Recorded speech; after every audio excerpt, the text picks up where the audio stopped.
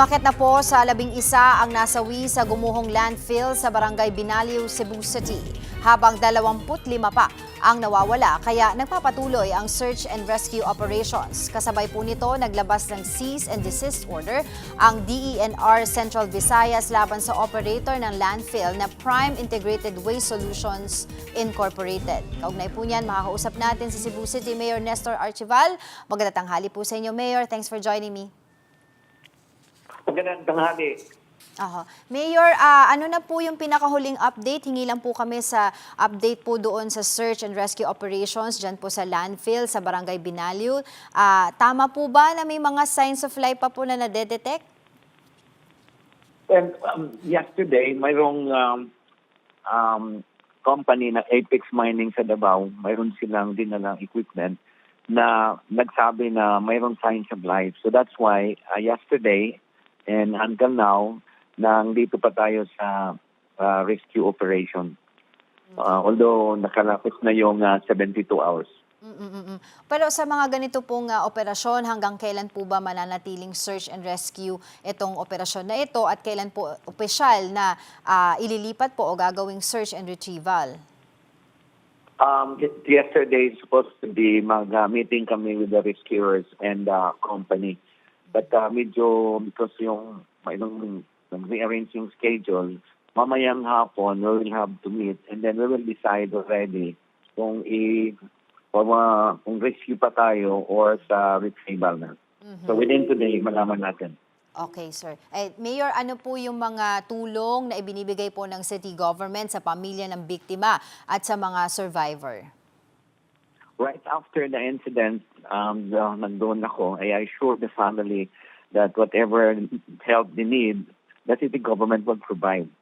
However, after the incident, one day after, we had a meeting with the Prime Waste Solutions, DNR, the SWD, and rescuers team, sabi ng company that they're going to shoulder.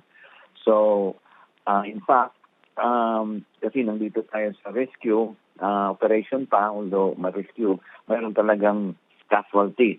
So mayroon na silang na-agree with one of the funeral parlors sa Cebu na kung mayroon mang casualty, doon diretso din sa kanila. So the funeral services, actually sila ang mag-shoulder, pati yung mga tao na family sa mga members na nandoon sa nasa missing pa. So assured ang mga families na tutulungan sila sa company.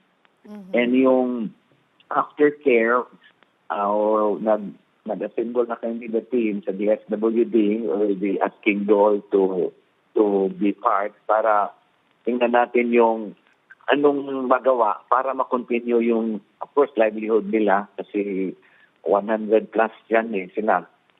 So, as of the moment, ang casualty is somewhere 11. So, yung mga safe na empleyado, pati yung mga members o family members na nasawi yung member nila, kasama rin yun sa programa. And ano po ba yung talagang opisyal na dahilan ng pagguho ng landfill? May mga reports po tayo na nasasabi na lumambot po yung lupa dahil din daw po doon sa September 30 earthquake, kaya may mga rock formations na nangyari. Ano po ba talaga yung official cause? Yeah, right now, wala tayong official calls na nalaman pa because the investigation is wala. Because right after sa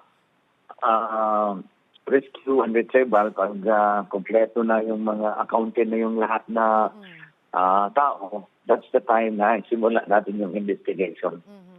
Well, we understand nga po na kailangan po talaga unahin po na natin itong rescue, search and rescue operation po natin. Of course, may mga iba pong mga environmentalist groups na nagsasabi na nagkaroon daw po talaga ng kapabayaan sa local government pagdating daw po sa operasyon ng landfill na ito. Dahil matagal na daw po nirereklamo ng mga residente yung mabaho, yung mga untreated wastewater management doon, etc. Ano pong masasabi niyo po tungkol doon, Mayor?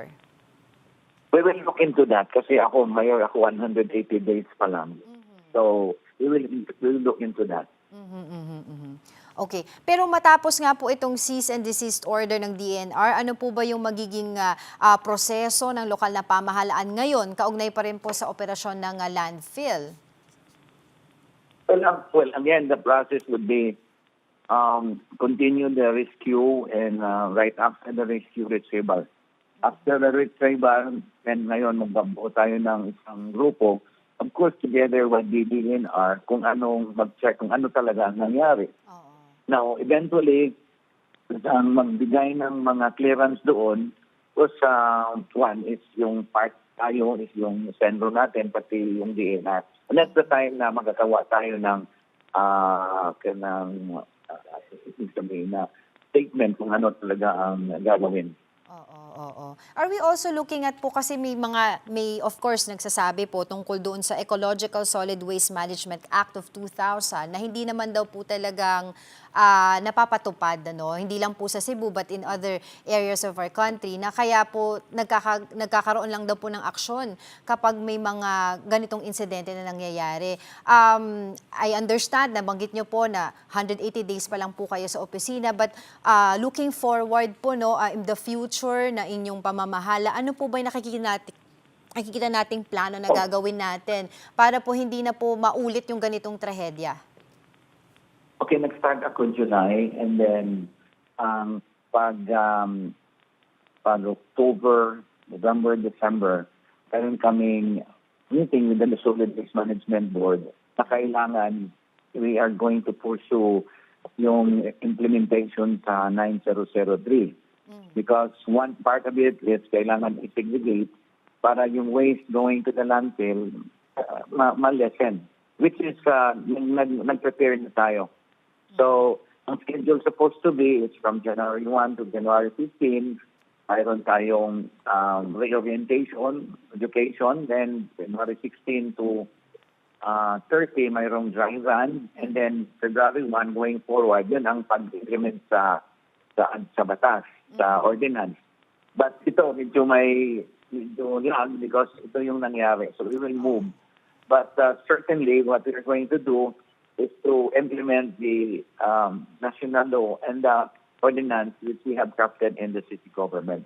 Pero aware po And, kayo. yeah. Go ahead po. Yeah. And the other thing is, we would like also to set guidance from the DNR kung ano talaga ang direksyon. So, kung mag-segregate tayo, of course, mag-segregate. But there are some things that kailangan mo gawin, like posting. Yeah. So, mayroon kaming composting, but because of that high volume, it's very difficult to have that high composting. So, we would like to ask DNR, at the same way, like me, ako, mayor, so all other mayors is asking, ano ba talagang right na, let's say, direction or technology regarding sa solid waste at saka yung mga hindi na ma-recycle na mga items. So, there are a lot of proposals regarding to waste energy, but we want also to be guided kung ano talagang technology na pwedeng magamit doon. Pero Mayor, kayo po ba ay aware dun po sa nabanggit ko pong mga reklamo even before pa? And they're also pointing out po kasi noong 2019, ang Cebu nga daw po ay may 600 tons of mixed garbage na nilalagay, itinatambak dito po sa Binalio landfill. At gumastos na daw po ang Cebu government ng 50 million a month para po ma-transport at ma-dispose itong mga basura na ito doon sa Binalio landfill. That's correct, yes. Yes. Yeah, what we're trying to do now is to find ways to reduce it by segregating. Then we have also talked to some companies already that they are willing to accept the waste, which are actually the plastics. So that's the slow. Although it's slow, but we're doing a program which will lessen the solid waste.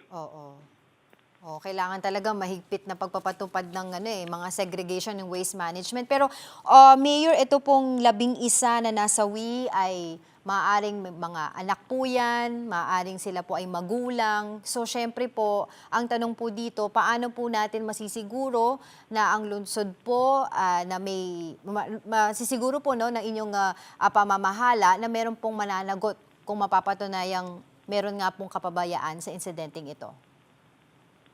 Now, regarding sa mga families na, of course, yung naiwan because of yung nangyari, then as what I have told you, we are going to take care of those. But also, we will be asking the company to help them too. Yeah, oo. Oo. And aside from that, kung meron pong mga karampatang dapat kasong i-file against them, titingnan nyo din po yun, Mayor. Yes, of course, we will do that. Sigurado yan.